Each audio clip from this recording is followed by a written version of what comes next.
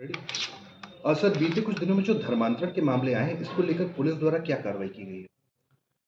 Actual में जो धर्मांतरण के मामले आपने देखा है, वो हमारी पुलिस की सक्रियता है और आम जनमानस काफ़ी जागरूक हो चुका है, तो इसलिए ये मामले आपको दिखाई पड़ रहे हैं।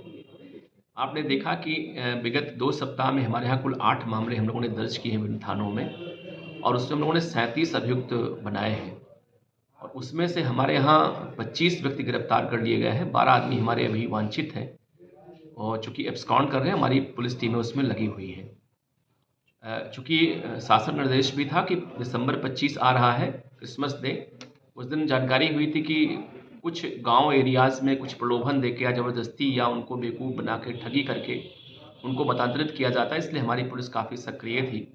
और कुछ और भी संगठन थे जिन लोगों ने हम लोगों को सूचित किया, हमारी पुलिस मौके पे गई और जहाँ सूचना हमको सत्य मिली, हम लोगों ने गिरफ्तार किया उनको लाके और मुकदमा लिख के उनको हम लोगों ने जेल भेज दिया है।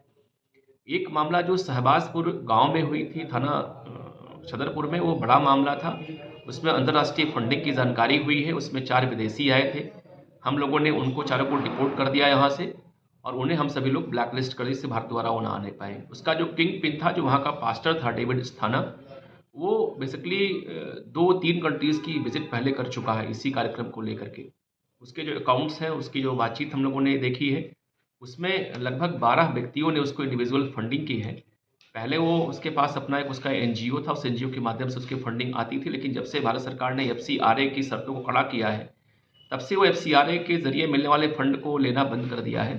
बल्कि इंडिविजुअल जो आरबीआई गाइडलाइंस उसको फॉलो करते हुए इंडिविजुअल अकाउंट में पैसे मंगवाता रहता है वो। उसका उपयोग वो करता है हस्तांतरण के कार्य में। वो गिरफ्तार है। मैं बहुत जल्दी उस पूरे केस को फाइनलाइज़ करके हम लोग उसमें अरेस्ट एक्ट में कार्रवाई करेंगे और जो अवैध संपत्ति या जो मकान उन लोगों ने बना रखा है बिना अनुमति के और इल्लीगल प्राप्त किए हुए पैसे से, उसको हम लोग बहुत जल्दी ही जब्त करेंगे।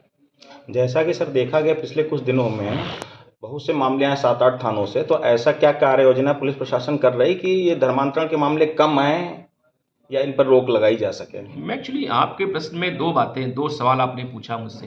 मैं पुनः रिपीट करूँगा मैं कि मामले ज़्यादा यहाँ नहीं आए हैं, मामले ज़्यादा हम लोग लाए प्रकाश में, चूँकि हमारी पुलिस बहुत ही सक्रिय थी। जो विजिलेंटर्स यहाँ पे हैं, वो तो लोगों ने बताया हम लोगों को कि ये कार्यक्रम यहाँ पे होता है, हम लोगों ने कार्रवाई इसमें की है। पहले होते थे, कोई इसमें ध्यान देता नहीं था। चूँकि अब वर्तमान में शासन का निर्देश है, तो डी साहब का निर्देश है, हम लोग लगातार विजिलेंट हैं कि कोई व्यक्ति, चूँकि डेमोक्रेटिक कंट्री है यहाँ पे और संविधान हमारा सेकुलर है, तो अपना आप लोग अपना खुद फॉलो करिए आप, लेकिन किसी को ज़बरदस्ती प्रलोभन देके किसी को मदद मत कराइए। 2021 में नया एक्ट लागू हो गया है। उस एक्ट के लागू होने के पश्चात पब्लिक काफ़ी सक्रिय है, पुलिस काफ़ी सक्रिय है। हमारे पुलिस के हाथ में एक ऐसा अस्त्र है कि जिसका प्रयोग करके हम ऐसे इल्लीगल कार्य को रोक सकते हैं। दूसरी बिंदु आपका है कार्य योजना के बारे में। आपको बता दूं कि वर्तमान में हमारे जनपद में लगभग 3950 का पुलिस स्टाफ है, उसमें कार्यकारी बल ही लगभग सिपाही केवल 2000 हैं। बहुत बड़ी संख्या हमारे यहाँ है। करीब 520 महिला कांस्टेबल मेरे यहाँ नियुक्त हैं। हमारे यहाँ बीट कांस्टेबल पुरुषों की, महिला बीट पुलिस अधिकारियों की काफ़ी एक बड़ी संख्या है। 171 हमारे यहाँ महिला बीट बनाई गई हैं।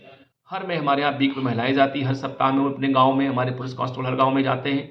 तो हमारे खुद पुलिस के लेवल से काफ़ी सक्रियता से बरती जा रही है। किसी गाँव में ऐसे लीगल कार्य अगर वहाँ पे हो रहे हैं, तत्काल हम लोग इसको वो रिपोर्ट करते हैं थाने को और वहाँ से कार्रवाई होती है। ये बेसिक रूप से मैं आपको बता दूं कि ये जो नए एक्ट बनने के बाद जो पुलिस की सक्रियता बढ़ी है, उससे मामले रिपोर्ट हो रहे हैं। ये अचानक कोई बात यहाँ बढ़ी ऐसा नहीं है। हाँ, ये बात ज़रूर है, मैं इस बात ज़रूर मैं कहूँगा आपसे मैं कि यहाँ 2 बड़े बेसिक रीजन्स हैं सीतापुर जनपद में, चूँकि गरीब जनपद सीतापुर है, यहाँ थोड़ा अभी जनपद विकास कर रहा है और नंबर 2 हमारे समाज में फॉल्ट लाइन्स बहुत हैं जातीय व्यवस्था के रूप में। उसका लाभ लेकर के ये सभी लोग कहीं न कहीं ये कार्य कर रहे हैं।